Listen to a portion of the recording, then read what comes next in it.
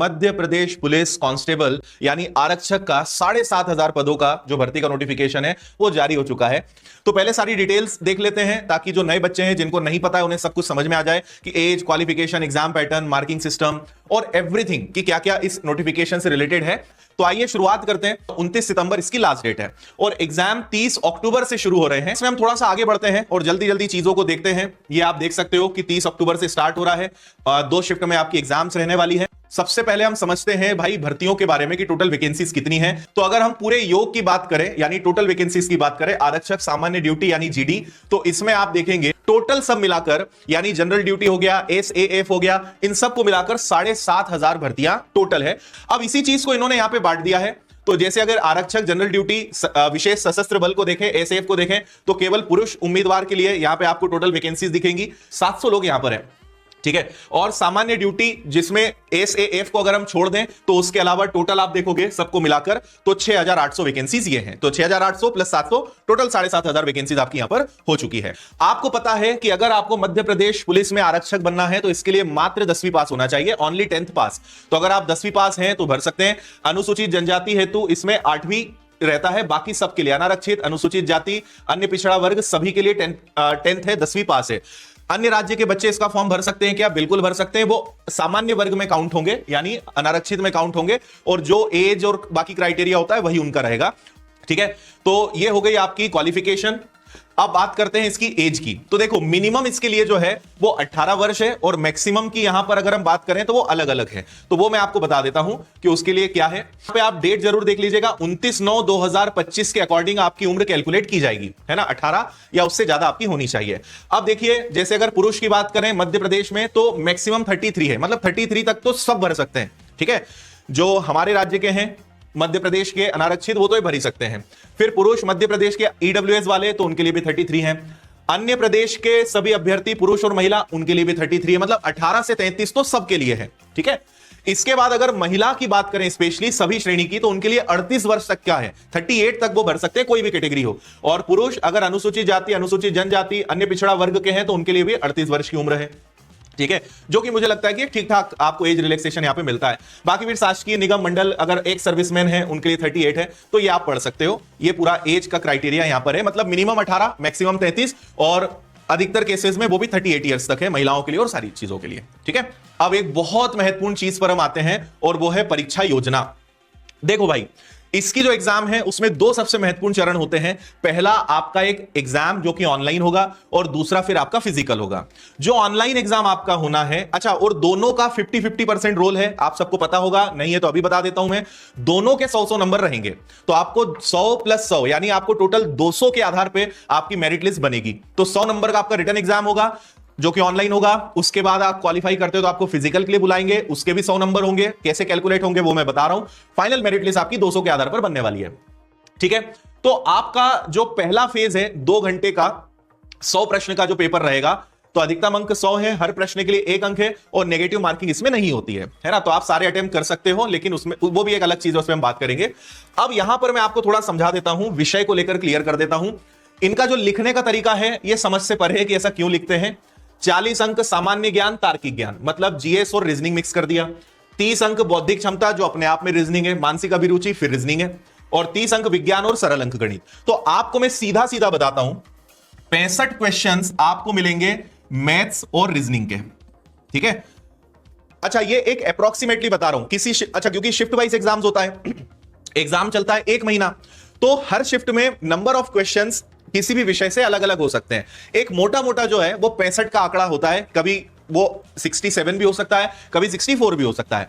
Maths और reasoning मिलाकर मोटा मोटा आप देखोगे तो 65 प्रश्न होते हैं और बाकी जो आपके 35 क्वेश्चंस हैं उसमें आपका पूरा जीएस आएगा, आपका पूरा साइंस आएगा, आपका करंट अफेयर्स आएगा, आपका इकोनॉमिक्स आएगा, आपका एमपीजीके आएगा। ये सब मिलाकर आपके 35 क्वेश्चन होंगे।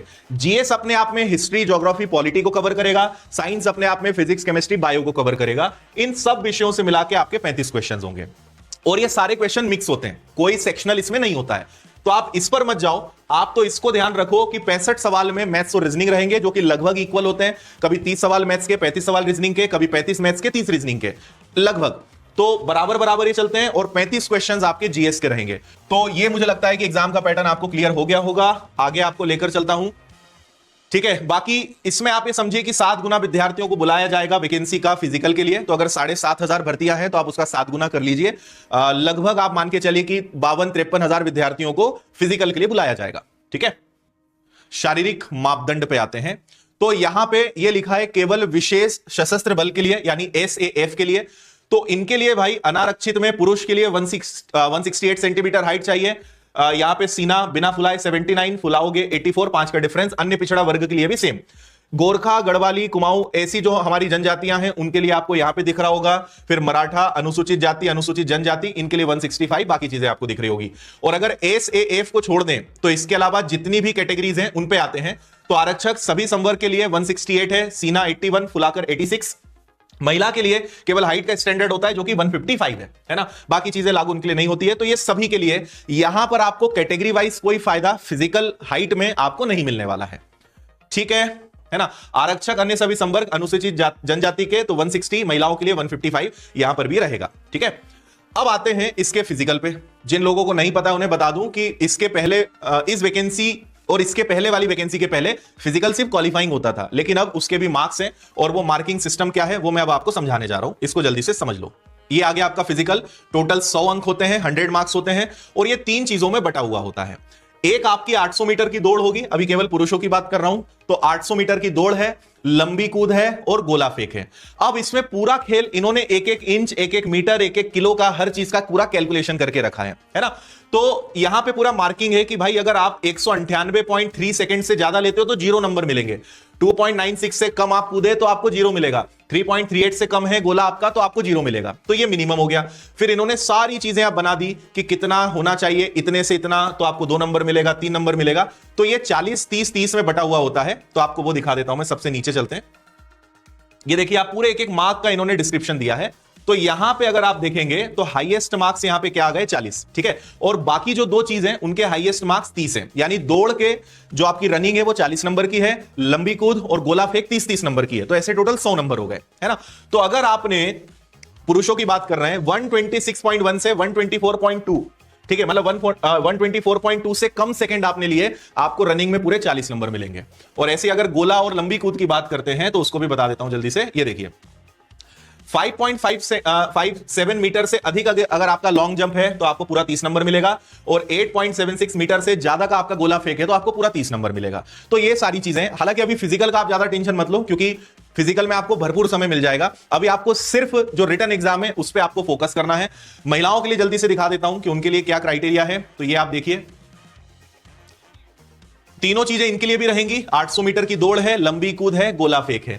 ये 0 का यहां पे आ गया है। तो हम सीधे चलते हैं कि भाई आपको फुल 40 नंबर और 30 नंबर कैसे मिलेंगे। यहां पे भी 40-30-30 का ही डिवाइडेशन है, इसमें किसी प्रकार का चेंज नहीं है। गोले का वजन कितना होता है ये सब है, इसको आप लोग कर लेना, मैं अलग से वीडियो बना दूंगा। अभी आप इसकी चिंता वैसे भी मत करिए।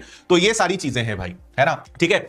अगर आपको सिलेबस देखना है कि भाई गणित में क्या क्या आएगा तो आप स्क्रीनशॉट लेते जाना, मैं दिखा रहा हूं। रीजनिंग में क्या पढ़ना है ये सारे टॉपिक्स का स्क्रीनशॉट ले लो, क्योंकि इन्होंने पीडीएफ में जो लिखा है उसमें मत जाना। जो टॉपिक्स हमने इतने 5-6 साल के एनालिसिस के आधार पर निकाले वो आपके सामने हैं। फिजिक्स में क्या पढ़ना है, केमिस्ट्री में क्या पढ़ना है, बायो में क्या पढ़ना है, सामान्य ज्ञान जीएस में क्या क्या पढ़ना है, ये सब आपको दिख रहा है। तो फिलहाल इतना ही है। मैंने हर एक प्रश्न का जवाब देने का पूरा प्रयास किया है। फिर भी अगर आपके कोई प्रश्न छूट गए हैं, इस वीडियो के एंड होने के बाद कमेंट करिए, अगले वीडियो में आपके सभी प्रश्नों का जवाब लेके, ठीक है। तो फिलहाल विदा लेंगे। बहुत सारी शुभकामनाएं आप सभी को।